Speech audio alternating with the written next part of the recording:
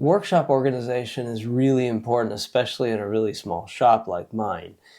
I need to not feel stressed when I'm trying to build something. I feel better when my space is organized and I can find stuff easier. In this video, I wanted to share my experience on small shop organization. A lot of what I've learned has to do with the specific shop layout that I have, as well as the way I work. So I'm not going to try to convince you that this is the way you should go out and set up your shop. I would look at this as a process that I went through and how I arrived at the conclusions rather than, hey, go out and build this or that. If you've seen any of my older videos, you might recognize some of the mistakes that I made setting up my shop. I didn't. In my case, I had to start somewhere, so I started with what I had and built around that.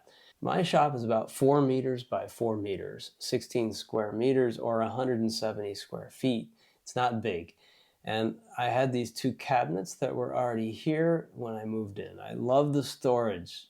These drawers and the runners make it possible to rearrange in so many different ways. And I started out in this space with a small table saw, which I quickly outgrew and decided to get a full-size saw. This is where the challenges started. I cut a slot in the back wall to allow me to rip anything longer than about 12 inches. It serves as an outfeed table and I can close it. Good. Now I have a real table saw that can handle just about anything. Large sheet goods though, like plywood, I still have to do mostly on the floor with a piece of insulation and a track saw. I had also purchased a jointer, which I had to keep moving when I had long boards because the cabinet in the back was always in the way. I had a separate lunchbox style thicknesser on its own stand, which I had to move every time I wanted to use. It was incredibly slow also, and it ran at a decibel level that could be heard in the next town over. And I'll come back to these problems later. I purchased this giant sliding miter slab because I thought that would be important to have, and I built it into my bench, which also contained my router table and the space with dog holes so I could feel like a real woodworker. This giant bench was on wheels, and I thought I had built the ultimate thing. The challenge was this. The router table didn't have enough room to the right because of that cabinet, and that cabinet's going to keep coming back. So I had to rotate the bench out into what precious floor space I had in order to deal with the longer pieces. And if I wanted to use another machine, the whole bench would have to go back against the wall, which meant I couldn't leave an operation set up.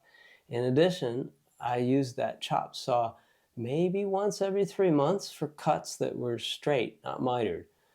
I think I maybe made some angle cuts really only to make my Kumiko blocks, and it was a mess to use every time without proper dust collection.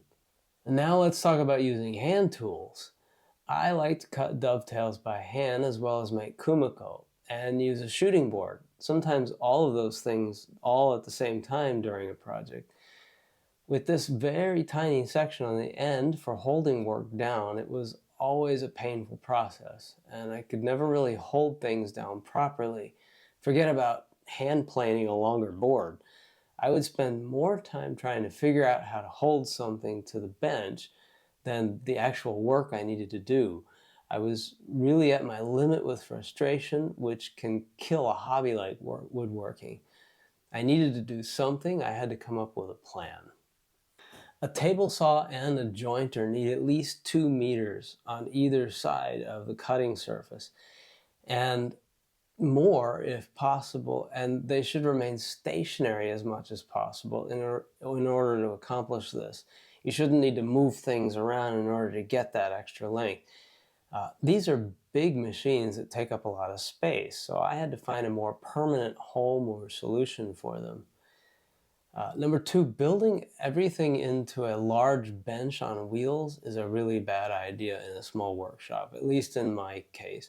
Moving the bench in order to work means you have to disrupt floor space as well as other machines and operations like the table saw and the jointer. Number three, a chop saw wasn't part of my workflow. I didn't trust it for doing accurate work for the fine furniture that I was making, and I'm not framing houses. So I was also way too big and took up way too much room for something I use so rarely. I love the cabinets, but the tall one took up far too much space. So here was my plan, which would take about a year to actually realize, and I'm still not quite done. First, I needed to replace that tall cabinet with two cabinets, one above the work height and one below. I did a video on that opened up a lot of usable infeed space and outfeed space for the router.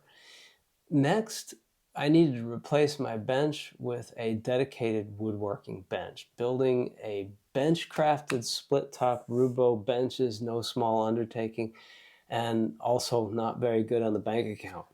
It's expensive, so I bought the hardware first and then waited until I had time and money to purchase the wood and work on the rest of it.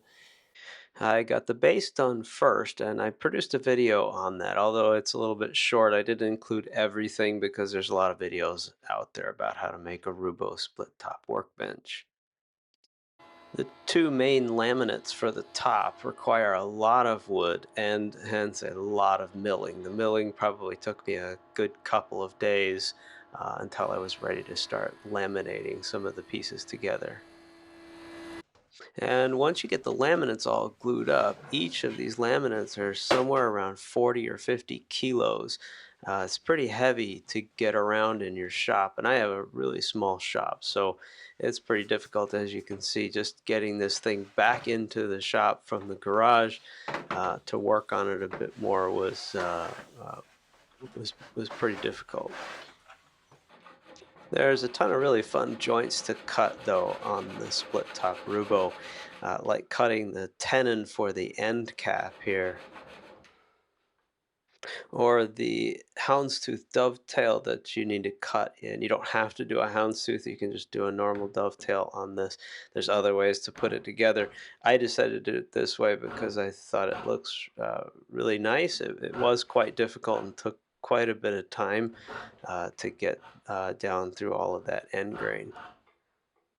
I made this jig for my router. It also has an integrated template on it that allows me to template route the dog holes for the top of the bench. I can just sort of slide it down, put that key in that'll locate the next slot, and then I can cut out the next slot for the dog hole. I'm not going to try to convince you that you need to build one of these. I actually don't think you need one. Are they nice? Yes, absolutely, and I love mine. But I think I appreciate mine a bit more because I had such a terrible situation before. Now I spend no time trying to secure my work to the bench, and it's rock solid.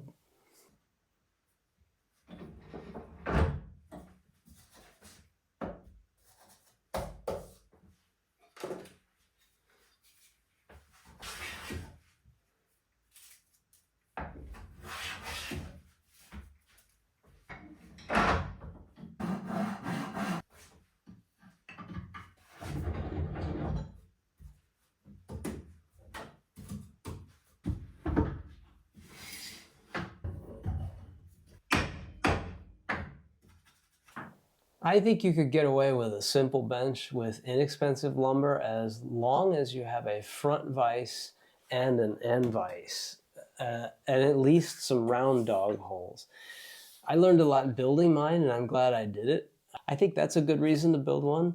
If you want to learn and because you want the challenge to build something like this, then I would say do it. Now that I have my bench, I could get rid of the cabinet to the left and integrate those shelves underneath, which I'll get to at some point.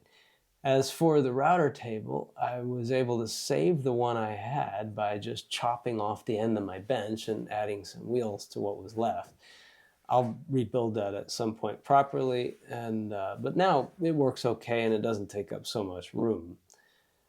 I sold my chop saw, it's gone, and now I only have this small crosscut station that I can use with my circular saw, and I have my sled also. Somewhere in the middle of all that bench building, I purchased a new joiner and thicknesser with a spiral blade. This allowed me to get rid of the lunchbox. The neighbors also complained a lot less. I also added a combination pass-through outfeed table so I could leave it stationary. Anyway, now I feel much better working in this small shop. I can find stuff, and it made a huge difference on my workflow. I have enough out and infeed on my two big machines. I have a dedicated woodworking bench that I can clamp anything to, and I don't have to move the bench or the two big machines to deal with longer stock. I'm sure I'm not done with this yet. This is a process, and it requires trying something in order to figure out what the right solution is for you. Anyway, I hope you enjoyed the video. Please subscribe and hit the like button or leave a comment. I read and reply to every single one of them.